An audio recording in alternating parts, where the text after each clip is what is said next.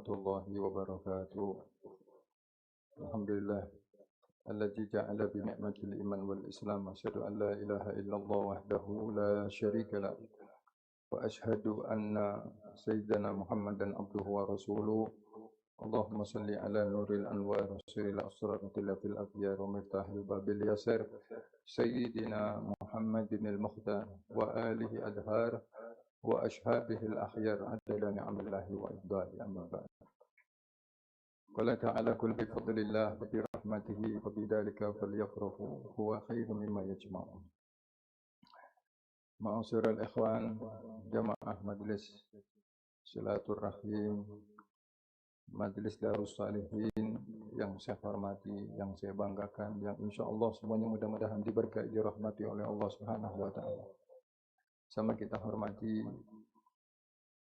guru kita Habibana al-Mahbub Al-Habib Saleh bin Husain Al-Attas.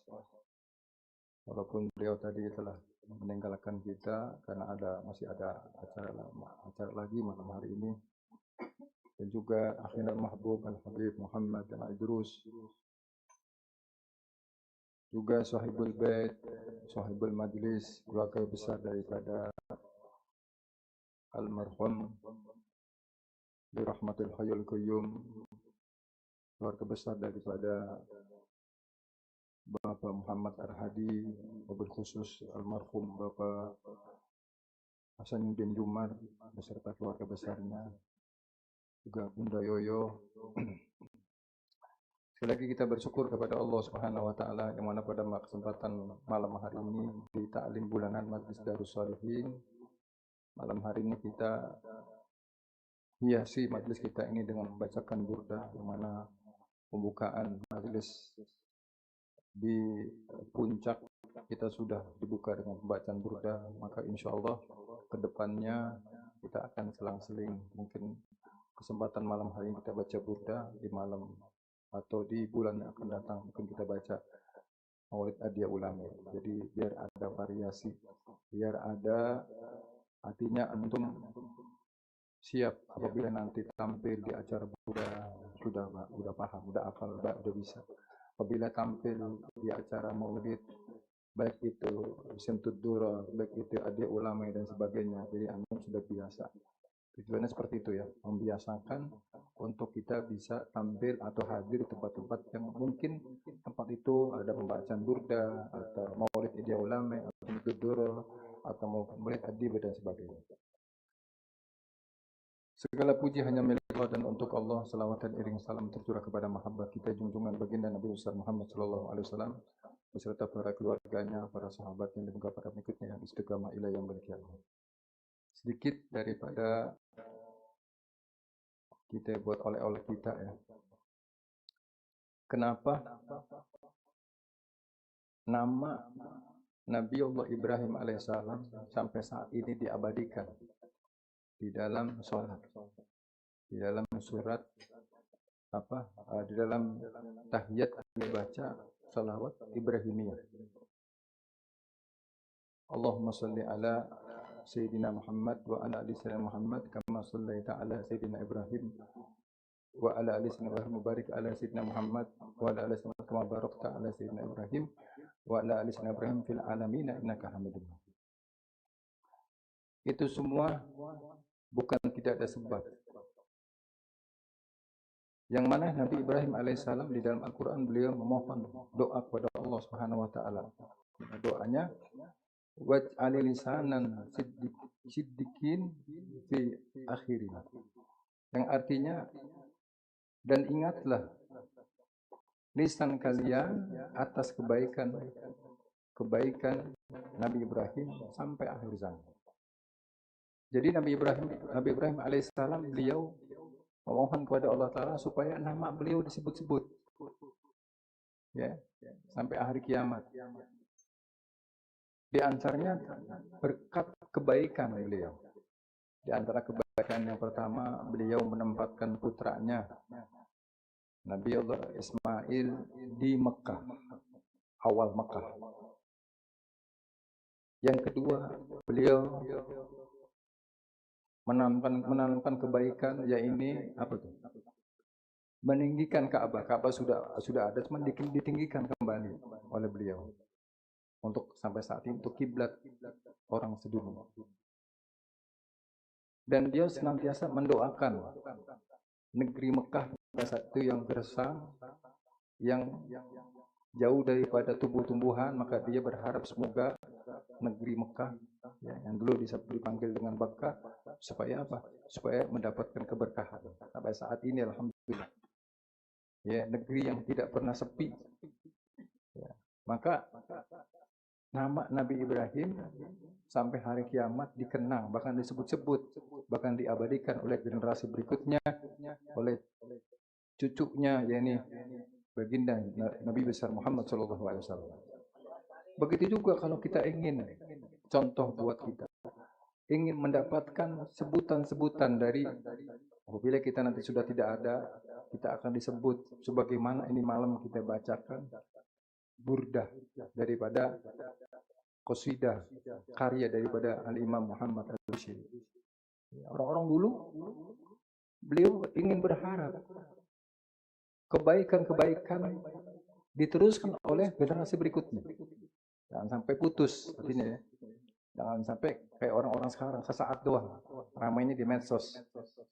Meski zaman medsos ramai begitu. Ntar medsosnya masih ada, orangnya udah nggak ada, suaranya udah nggak ada. Nah, orang-orang dahulu padahal gak ada medsos, tapi mereka berharap semoga kebaikannya terus dilanjutkan oleh generasi berikutnya.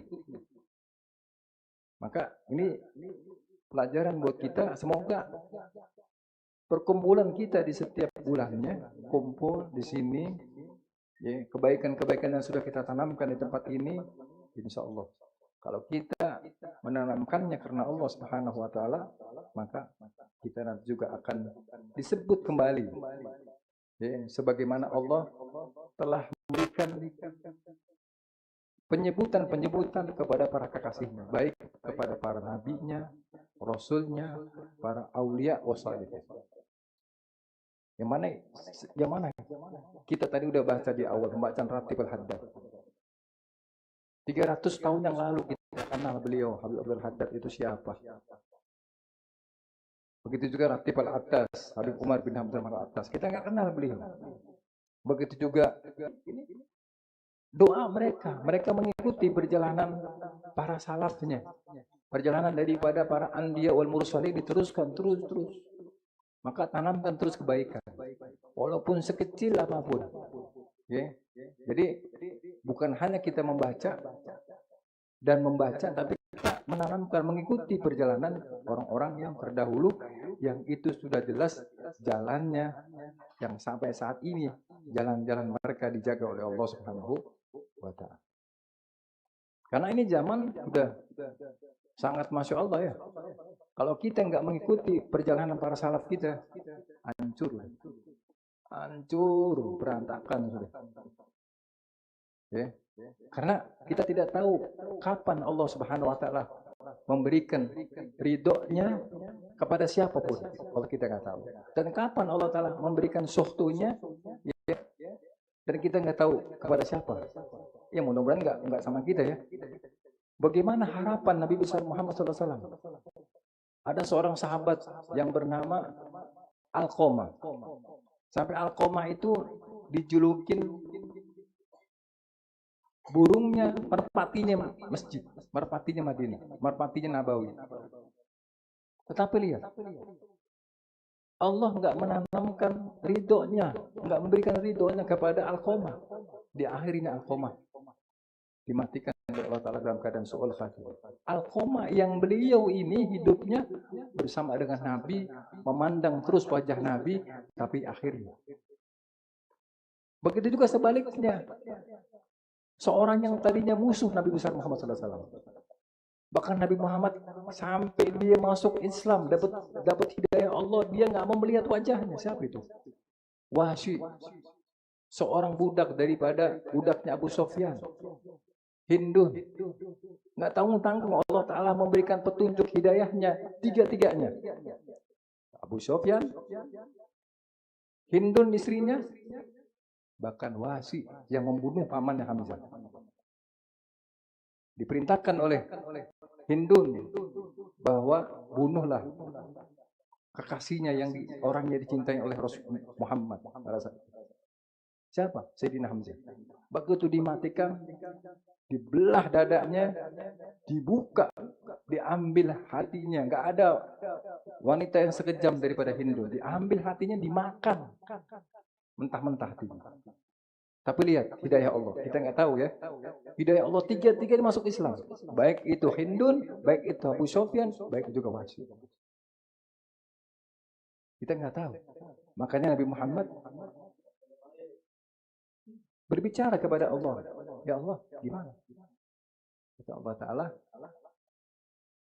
engkau tidak ridho atas pribadi sebagai manusia. Karena Wahsy ini pernah membunuh pamanmu. Tapi biar bagaimanapun secara kenabian engkau harus ridho. Karena ini sudah wilayah. Bahasanya ini sudah wilayahku. Sudah wilayahnya Allah. Kalau sudah wilayahnya Allah, akhirnya kata baginda Rasulullah, wahai Wahsy, hidayah sudah sampai kepadamu. Maka aku membenarkan, aku menerima tentang keislamanmu. Tapi maaf, janganlah engkau sering-sering bertemu dengan aku, karena aku biar bagaimana teringat di saat pamanku Hamzah dibunuh olehmu, bahkan dibelah dadanya olehmu, dan hatinya dimakan oleh Hindu. Maka sahabat ini Wahsy merasa dirinya berdosa, maka dia memundurkan diri. Pada saat pertama dia masuk Islam, beliau memandang wajah Nabi besar Muhammad SAW. Dan pada saat itulah di dalam riwayat Wahsy sudah tidak bisa melihat. Kenapa? Dia merasa, tapi tetap beda bagaimana beliau punya kecintaan, dia punya penyesalan. Maka Wahsy setelah wafatnya baginda Nabi besar Muhammad SAW, di waktu yang berikutnya ada seorang mengaku Nabi. Setelah wafatnya Nabi ada seorang mengaku Nabi namanya Musailamah Al-Kadzab. Yang mana Musailamah Al-Kadzab, beliau mengaku Nabi, maka beliaulah menerobos bagaimana caranya untuk membunuh Nabi palsu ini, Musailamah Al-Kadzab. Maka beliau setelah berani membunuh Musailamah Al-Kadzab, setelah Musailamah Al-Kadzab Nabi palsu ini terbunuh oleh Wahsy, maka Wahsy bilang, aku dari tanganku, aku pernah membunuh orang yang dicintai oleh baginda Nabi besar Muhammad SAW. Maka aku punya dosa besar, tapi balasanku, aku sekarang dari tanganku juga aku membunuh orang yang dibenci oleh Nabi besar Muhammad SAW, yang dibenci oleh Allah Taala. Ini Musailamah Al-Kadzab. Jadi artinya seimbang.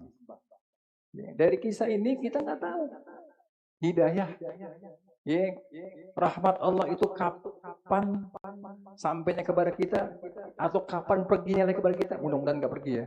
Mudah-mudahan sampai terus tetap di kita semua.